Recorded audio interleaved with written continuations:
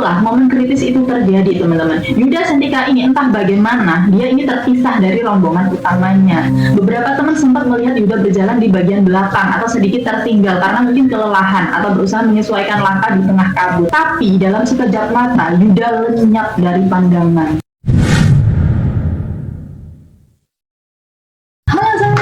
Terima kasih karena kalian sudah mampir ke videoku. Malam ini kita akan menyelami sebuah kisah nyata yang legendaris sekaligus tragis di dunia pendakian Indonesia. Sebuah cerita yang masih menyisakan banyak tanda tanya tentang hilangnya seorang pemuda bernama Yuda Sentika di salah satu gunung paling megah di Sumatera.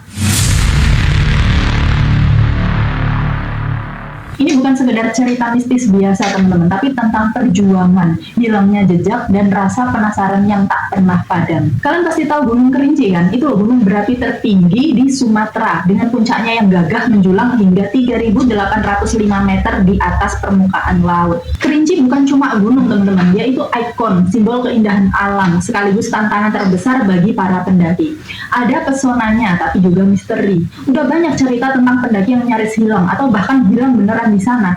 Dan salah satunya yang paling membekas adalah kisah Yuda Sentika. Kisah ini berawal di bulan Juni tahun 1990. Jadi kala itu rombongan dari SMA Negeri 68 Jakarta ini merencanakan ekspedisi di Kerinci. Bukan sembarangan ekspedisi, teman-teman. Ini adalah bagian dari kegiatan pecinta alam SMA 68 Jakarta atau PL68 JKT ya. Mereka berangkat dengan semangat membara, membawa harapan dan impian menjejakkan kaki di atap Sumatera itu. Nah, di antara rombongan itu ada seorang pemuda berusia 17 tahun namanya Yuda Sentika. Yuda ini murid kelas 2 SMA, dikenal sebagai pribadi yang ceria, energik, dan punya jiwa petualang yang ketat, yang kuat. Bisa dibayangkan kan? Semangatnya ini pasti menggebu-gebu waktu itu. Gunung Kerinci mimpi banyak para pendaki, sebentar lagi akan ditaklukkannya. Pikirnya seperti itu. Rombongan mereka ini gak sedikit, teman-teman. Ada sekitar 18 orang siswa yang ikut, didampingi oleh 2 orang guru pembimbing. Mereka sudah melakukan persiapan fisik dan mental yang matang, peralatan pendakian lengkap, logistik cukup, dan yang paling penting semangat kebersamaan yang tinggi.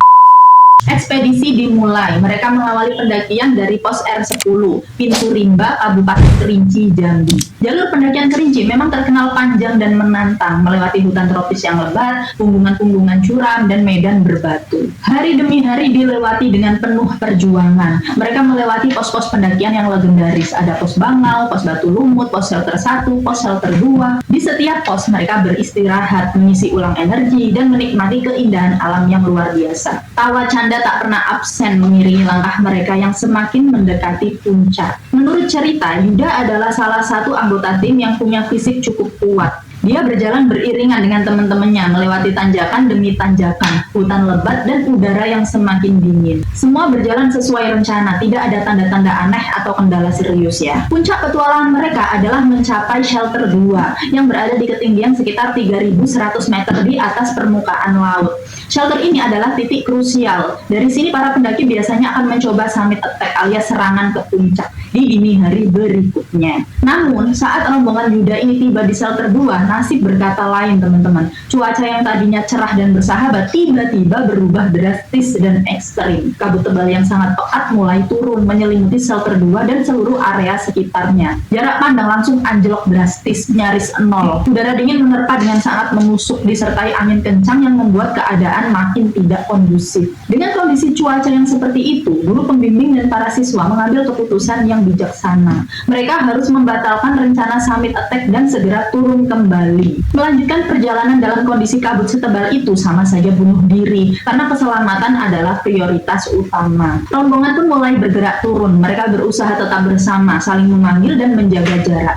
Namun, di tengah kondisi kabut yang mencekam, angin yang menderu, dan jalur yang licin, fokus bisa buyar dalam hitungan detik. Pada saat itulah momen kritis itu terjadi, teman-teman. Yuda Sentika ini entah bagaimana dia ini terpisah dari rombongan utamanya. Beberapa teman sempat melihat Yuda berjalan di bagian belakang atau sedikit tertinggal karena mungkin kelelahan atau berusaha menyesuaikan langkah di tengah kabut. Tapi dalam sekejap mata Yuda lenyap dari pandangan. Teman-temannya yang menyadari Yuda ini tidak ada dalam barisan langsung panik mereka. Mereka berulang kali berteriak memanggil namanya. Yuda kayak gitu. Mencoba mencari di sekeliling, namun yang mereka dengar itu hanya suara angin dan kabut tebal yang seolah menelan semua suara. Di tengah keputusasaan, rombongan ini terpaksa melanjutkan turun untuk mencari bantuan dan menghindari bahaya yang lebih besar. Kabar hilangnya Yuda Sentika langsung mengguncang. Pihak sekolah, keluarga, dan seluruh pihak terkait segera bertindak. Sebuah operasi pencarian dan penyelamatan besar-besaran pun diluncurkan, teman-teman. Tim SAR gabungan yang terdiri dari Basarnas, TNI, Polri, Polhut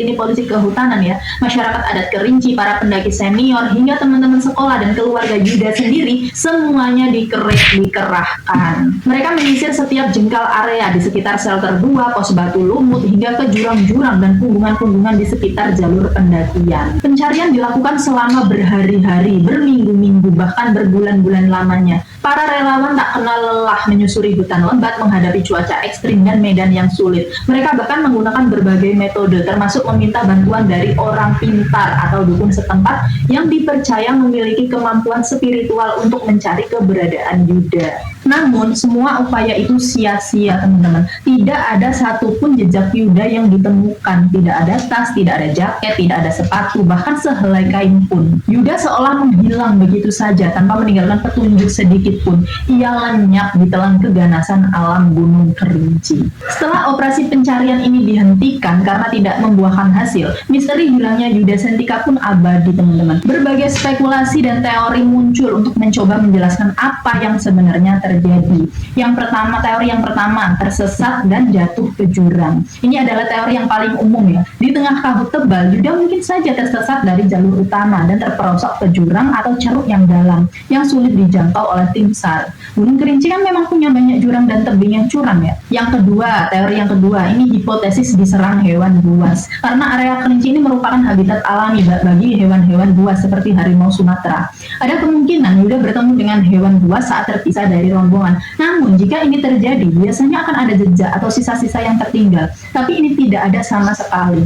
Teori yang ketiga yaitu faktor supranatural. Ini adalah yang paling sering dibicarakan di kalangan para pendaki. Banyak yang percaya bahwa Yuda ini diambil atau disembunyikan oleh makhluk halus penunggu Gunung Kerinci atau masuk ke dimensi lain. Cerita-cerita tentang pasar goib atau kerajaan jin di gunung-gunung memang sering beredar. Teori yang keempat yaitu keadaan hipotermia atau disorientasi. Jadi cuaca dingin yang ekstrim dan kabut tebal ini bisa menyebabkan hipotermia dan disorientasi parah. Dalam kondisi itu, seseorang bisa saja berjalan tanpa arah, melepas pakaian, atau bertindak di luar kesadaran, yang akhirnya membuatnya makin tersesat dan meninggal. Hingga hari ini, lebih dari 3 dekade berlalu, teka-teki hilangnya Yuda Sentika masih belum terpecahkan, teman-teman. Ia adalah salah satu nama yang selalu disebut-sebut ketika membahas misteri pendakian di Indonesia. Keluarganya masih menanti, meskipun harapan itu kian menipis seiring berjalannya waktu. Kisah Yuda Sentika bukan hanya tentang misteri atau kesedihan. Ini adalah pengingat abadi bagi kita semua, terutama para pendaki dan pecinta alam. Yang pertama, hormati alam ya. Karena alam itu indah, tapi juga bisa sangat kejam. Jangan pernah meremehkan kekuatan alam.